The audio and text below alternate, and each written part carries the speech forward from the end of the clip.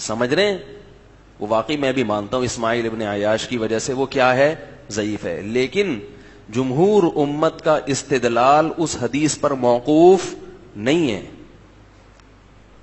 اصل بات یہ ہے کہ ویسے میں نے جے ٹی آر پہ جو بیان دیا اس میں نے روایات بھی پیش کی ہیں، ابھی میں اس کی طرف نہیں جاؤں گا کیونکہ پوری تحقیق اگر پیش کروں گا تو بات لمبی ہو جائے گی، تو پوری تحقیق کے لیے اس پہ میں ریٹن میں انشاءاللہ ایک فتویٰ لکھ دوں گا، وہ پھر پوری دیکھنی ہو تو وہاں، ابھی تو صرف اس پمفلٹ کا مختصر جواب دے رہا ہوں میں۔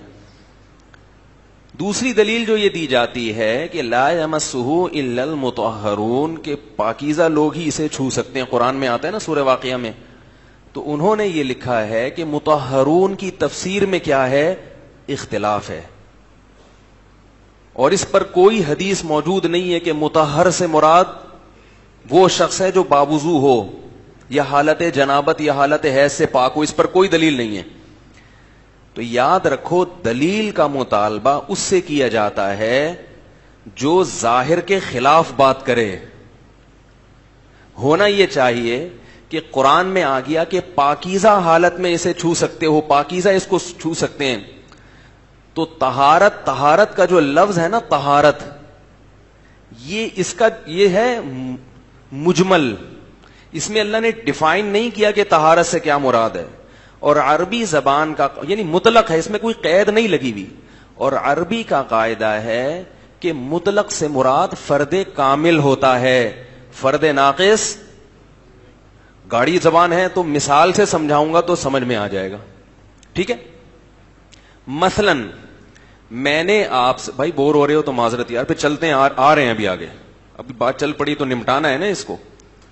میں نے آپ سے کہا کہ جاؤ چائے لے کر آؤ، کیا کہا میں نے؟ اس میں میں نے قید نہیں لگائی کہ میٹھی ہو یا گرم ہو، کوئی قید نہیں ہے۔ آپ ٹھنڈی چائے لے آئے، میں کہوں گا یار میں نے چائے کا بولا تھا، آپ ٹھنڈی لے آئے، تو آپ کہہ سکتے ہیں کہ آپ نے گرم کی قید نہیں لگائی تھی۔ میں کہوں گا جب چائے کا لفظ بولا جائے گا تو چائے کے مختلف افراد ہیں، ٹھنڈی، گرم، گرما گرم، کڑک پتی، ہلکی پتی، تو جب مطلق بولا جائے گا تو فرد کامل، اکمل نہیں، اکمل کا مطلب بہت ہی خاندانی، وہ تو پھر اور اوپر، اکمل نہیں، کم از کم کامل تو ہو، ناقص نہ ہو۔ ٹھنڈی چائے، کامل چائے، یعنی چائے سے جو متبادر ہوتا ہے نا، تو ٹھنڈی چائے متبادر نہیں ہوتی، پھیکی چائے متبادر نہیں ہوتی، نارمل چائے۔ تو نارمل کنڈیشن میں ہم چائے اسی کو کہیں گے جو میٹھی بھی ہو اور گرم بھی ہو۔ اگر آپ کو پھیکی چاہیے تو آپ کو پھیکی کی قید خود لگانی پڑے گی، میٹھی کے لیے قید لگانے کی ضرورت نہیں ہے۔ قرآن کہہ رہا ہے مطہر، مطہر، طاہر نہیں، طاہر نہیں، مطہر، وہ لوگ جو باقاعدہ پاک کر دیے گئے ہوں وہ لوگ اس کو چھو سکتے ہیں۔ اس سے فوراً ذہن جائے گا کہ حدث اصغر سے بھی پاک ہو اور حدث اکبر سے بھی پاک ہو۔ نہیں یاری بات میرا خیال، یہ قرآن کی آیت خود ایک دلیل ہے، کیونکہ ناپاکی کی دو قسمیں ہیں، حدث اصغر اور حدث اکبر۔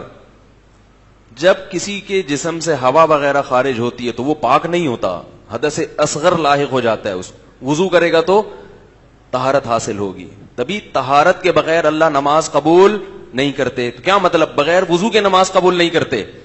تو بغیر وضو کے آدمی کو بھی ایک نوعیت کا ناپاک سمجھا گیا ہے، ایک قسم کا۔ تو جب بغیر وضو نہیں ہے تو بغیر غسل جو جنابت تو حدث اکبر ہے، حدث اکبر کے سے طہارت کے بغیر نماز کیسے قبول ہوگی؟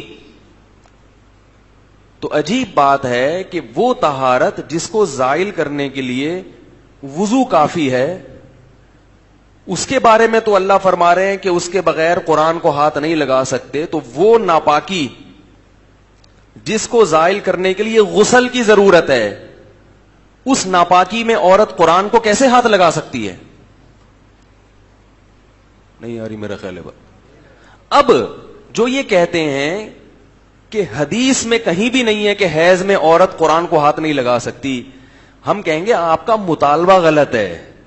یوں قرآن میں جب مطہر کا لفظ آ گیا تو آپ کے ذمے ہے کہ آپ کہیں کہ ہم آپ سے مطالبہ کریں گے کہ حدیث دکھاؤ. قرآن تو کہہ رہے کہ طہارت کے بغیر قرآن کو ہاتھ نہیں لگایا جا سکتا. آپ بتاؤ کہ کون سی حدیث میں ہے کہ حیض کی حالت میں عورت قرآن کو ہاتھ لگا سکتی ہے, یا بغیر وضو قرآن کو ہاتھ مرد لگا سکتا ہے بغیر وضو. یہ حدیث آپ کے ذمے ہے, ہمارے ذمے نہیں ہے. سائڈوں سے گزر گئے. عجیب مسئلہ اس زمانے کا یہ ہے کہ لوگوں کو یہ نہیں پتا کہ حدیث کا مطالبہ کس سے کیا جائے گا. حدیث میں آتا البینۃ علی المدعی والیمین علی من انکر. دلیل اس کے ذمے ہے جو دعویٰ کرتا ہے. آپ قرآن کے خلاف دعویٰ کر رہے ہیں تو آپ کے ذمے ہے کہ آپ اس پر حدیث پیش کریں اور کہیں کہ حائضہ عورت اس عموم سے مستثنا ہے, یا بغیر وضو قرآن کو ہاتھ لگانا اس عموم سے مستثنا ہے. کوئی ایک حدیث بھی نہیں ملتی جس میں آپ صلی اللہ علیہ وسلم سے ثابت ہو کہ بغیر وضو قرآن کو ہاتھ لگانے کی اجازت دی گئی ہو. ملے گی تو ہم کہیں گے. سمجھ رہے کہ نہیں سمجھ رہے؟ قرآن کی آیت خود دلیل ہے. دوسرا مسئلہ کہ وہی کہتے ہیں کہ حالت جنابت میں تو ہم بھی مانتے ہیں کہ قرآن کی تلاوت نہیں ہو سکتی, لیکن حالت جنابت میں اور حالت حیض میں 3 فرق ہیں. 2 تو انہوں نے بیان کی, ایک میں نے بیان کر دیا کہ حالت جنابت قدرت کی طرف سے نہیں, وہ آپ کی طرف سے, جبکہ حیض بولو بھائی قدرت کی طرف سے. حالت جنابت کا دورانیہ بہت کم, حیض کا دورانیہ بہت زیادہ. حالت جنابت کو ختم کرنا اپنے اختیار میں, حیض کے خون کو روکنا اپنے اختیار میں نہیں ہے. لہذا حالت جنابت کا حکم تو سخت ہوگا کہ تلاوت ممنوع, حالت حیض میں عورت کو رخصت دی جائے گی. اس کا جواب یہ ہے کہ جب کسی کو کسی چیز پر قیاس کیا جاتا ہے نا تو نفس فرق نہیں دیکھا جاتا, وہ فرق دیکھا جاتا ہے جس کی وجہ سے حکم میں فرق پڑ رہا ہو. اب یہ تھوڑی سی گاڑی اصطلاحات ہیں بھائی. قیاس تو شرعی حجت ہے, اس کو تو سب مانتے ہیں. قیاس اگر صحیح ہو تو کیا ہے وہ شرعی حجت. تو حیض اور جنابت میں آپ 100 فرق اور نکال لیں, لیکن اصل جو بیس ہے دونوں کی, جس کی وجہ سے جو جنابت کا حکم ہے وہی حیض کا ہوگا, وہ اصل بیس کیا ہے؟ جنابت بھی ناپاکی کی حالت کا نام ہے, اور حالت حیض میں بھی عورت کیا ہو جاتی ہے؟ ناپاک ہو جاتی ہے.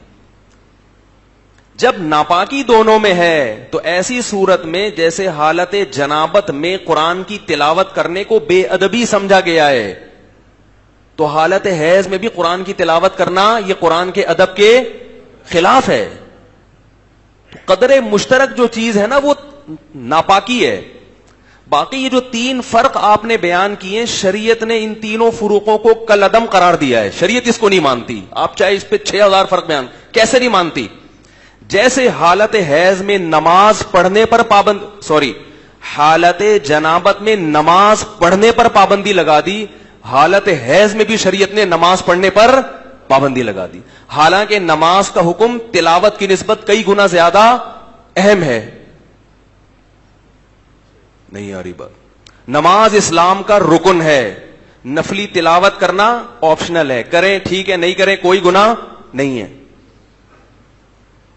نماز چھوڑنے والا بعض ائمہ کے نزدیک کافر ہے, ساری زندگی نفلی تلاوت نہیں کرتے, فاسق بھی نہیں ہوگے, کافر تو دور کی بات. اتنا اہم حکم جو فرض نماز کا تھا, تو وہاں اللہ نے ان فروق کا خیال بولو بھائی نہیں رکھا. جیسے جنابت میں آپ کو اجازت نہیں ہے نماز پڑھنے کی, چاہے نماز قضا ہو جائے, غسل کرنا پڑے گا, پانی نہیں ہے تو تیمم کرنا پڑے گا, آپ کو اجازت نہیں ہے. ایسے ہی حیض میں بھی آپ کو نماز پڑھنے کی اجازت نہیں ہے. کیوں نہیں ہے؟ ناپاکی ہے. تو تلاوت نماز سے بولو بھائی کم درجے کی چیز ہے. بلکہ بعض ائمہ تو بعض حضرات تو اس کے قائل ہوئے ہیں کہ جو حیض کی حالت میں عورت کو نماز کی اجازت نہیں ہے نا, اس کی وجہ بھی تلاوت ہے. اس کی اصل وجہ کیا ہے؟ تلاوت ہے. لیکن مجھے اس پر کوئی دلیل نہیں ملی, مگر یہ بات قرین قیاس بہرحال ہے. بعض اس فتوے میں یہ بھی لکھا ہے کہ حیض کی حالت میں عورت کو تلاوت سے روکنے میں حرج ہے, حفظ قرآن بھی نہیں ہو سکے گا اور اتنا عرصہ تک تلاوت کا کیا کرے گی؟ ناغہ کرے گی. اس کا ایک جواب تو میں نے دے دیا, نماز سے روکنے میں حرج زیادہ تھا, مگر شریعت نے ناپاکی کو زیادہ نمایاں کیا ہے کہ بھئی ناپاکی ہے, نماز معاف کر دو, نہیں پڑھ سکتے. صرف جائز ہی نہیں, ناجائز ہے نماز پڑھنا. رہا یہ مسئلہ کہ تلاوت سے اتنا عرصہ روکنے میں حرج ہے, تو یہ حرج بھی آپ کا بنایا ہوا ہے. حرج اسے کہتے ہیں جس کو شریعت حرج کہتی ہے. اسلام میں ایک ہفتہ اگر عورت تلاوت نہ کرے تو اس میں کوئی حرج, بولو بھائی, جب نماز پڑھنے میں حرج نہیں ہے تو تلاوت نہ کرنے میں حرج کہاں سے ہو گیا؟ حرج کی وجہ سے آپ اگر گنجائش دو گے تو وہ حرج جس کو شریعت حرج مانتی ہے. اگر ایک ہفتہ عورت کا تلاوت نہ کرنے میں حرج ہوتا تو پھر ایک ہفتے تک تلاوت کا ناغہ کرنا ناجائز ہوتا, غلط ہوتا. نہیں آ رہی میرا خیال ہے بات. بعض لوگ یہ کہتے ہیں کہ جو حافظہ عورت ہے یا جو عورت قرآن حفظ کرنا چاہتی ہے اس کو 1-1.5 ہفتے تک تلاوت سے روکنے میں بھی حرج ہے کیونکہ وہ حفظ نہیں کر سکے گی. کیسے سمجھائیں بھائی؟ پولیس تو نہیں بلوانی پڑے گی؟ بات آ رہی ہے سمجھ میں کہ بھئی 1 ہفتے تک جب آپ اس کو قرآن کی تلاوت سے روکیں گے تو کیا ہوگا؟ وہ حفظ کیسے کرے گی؟ تو حفظ کی ضرورت کی وجہ سے بھی اس کو اجازت دی جائے. اس کا بھی ایک جواب تو وہی ہے جو میں نے پہلے دیا. عورت کے لیے حافظہ بننا بذات خود کوئی ضروری, بولو بھائی, نہیں ہے. حفظ قرآن یہ فرض کفایہ ہے. اتنے لوگوں کا حافظ رہنا ضروری ہے جس سے قرآن کی حفاظت ہو. اگر امت پر کبھی ایسا دور آ گیا کہ حافظ مارکیٹ سے اتنے شارٹ ہو گئے کہ مردوں میں حفظ قرآن کا عنصر ختم ہو گیا اور علماء کو یہ ڈر لگا کہ قرآن کہیں ضائع نہ ہو جائے, تو پھر گنجائش کا فتویٰ دینے پر غور کیا جا سکتا. بھئی اب حیض میں بھی رٹا لگا کے یاد کرو. اللہ کا شکر ہے حافظ مارکیٹ میں ہول سیل کے حساب سے اویلیبل ہیں. ایک بات تو یہ ہو گئی. تو مردوں کے ذریعے یہ الحمدللہ بھرپور طریقے سے یہ سنت زندہ ہو رہی ہے. تو وہ بھی حفظ قرآن بھی کوئی لازمی چیز نہیں ہے. دوسری بات, عورت کے لیے قرآن حفظ اگر کوئی کرنا چاہتی ہی ہے تو پورا مہینہ کسی عورت کو حیض, بولو بھائی, نہیں آتی. 3 دن سے لے کر زیادہ سے زیادہ مدت 10 دنوں کی ہے, تو 20 دن آپ کے پاس بھرپور پڑے ہوئے ہیں قرآن مجید کو حفظ کرنے کے لیے, قرآن مجید کو دہرانے کے لیے. تو یہ جو حرج والا عنصر ہے نا کہ اس میں حرج ہے, یہ حرج بھی میں سمجھتا ہوں کہ آپ کا خود گڑا ہوا حرج ہے. شریعت اس حرج کو حرج نہیں مانتی ہے. تو یہ تھوڑی کہ کوئی بھی چیز میں آپ کہتے ہیں اس میں حرج ہے اور ضروری ہے. ضروری کی کیا, اس کی کیا دلیل ہے کہ یہ ضروری ہے؟ اور آپ کے پاس 27 دن 26 دن اور پڑے ہوئے ہیں. عموماً خواتین کو 6 دن آتا ہے عام طور پر, تو 24 دن آپ کے پاس پڑے ہوئے ہیں قرآن حفظ کرنے کے لیے. رہا مسئلہ تفسیر قرآن کا, تو تفسیر پڑھنا جائز ہے, وہ ناپاکی میں بھی جائز ہے. تو تفسیر سے کون منع کرتا ہے آپ کو؟ آپ ڈاکٹر فرحت ہاشمی کے خواتین لیکچر سنیں, حالت حیض میں سن سکتی ہیں. ہم تو تلاوت کی بات کر رہے ہیں اور قرآن مجید کو ہاتھ لگانے کی بات کر رہے ہیں. یہ جائز نہیں ہے. سمجھ رہے کہ نہیں سمجھ رہے؟ اور اگر پھر بھی کوئی کہے کہ نہیں قرآن کو ہاتھ لگانا ہی پڑتا ہے, مجبوری ہے تفسیر سننے کے لیے, تو یہ مجبوری کسی کپڑے کا سہارا لے کے بھی ہو سکتی ہے. وہ چادر جو جسم سے الگ ہو, دستانے نہیں, وہ جسم کا حصہ بن جاتے ہیں, اس کو مس کرنا ہی کہتے ہیں عرف میں. کوئی بھی رومال لے کے آپ قرآن مجید کے صفوں کو پلٹ سکتے ہیں, آپ درس سن سکتے ہیں حالت حیض میں بھی اور ناپاکی کی حالت میں بھی. تو یہ ضرورت اس سے بھی پوری ہو سکتی ہے. اتنی ساری چیزوں کے ہوتے ہوئے پوری امت کو ایک طرف, اور آپ ایک ایسا قول لے آئے جو بالکل صدیوں تک کوئی بھی اس کا قائل نہیں رہا. اس سے ایک نقصان کیا ہوتا ہے کہ امت کا اسلاف پر, علماء صلحاء پر اعتماد ختم ہوتا ہے. تو اس لیے یہ بات خوب اچھی طرح سمجھیں کہ راجح قول کے مطابق, صحیح قول کے مطابق عورت حالت حیض میں قرآن کی تلاوت نہیں کر سکتی. یہ بے ادبی ہے قرآن کی.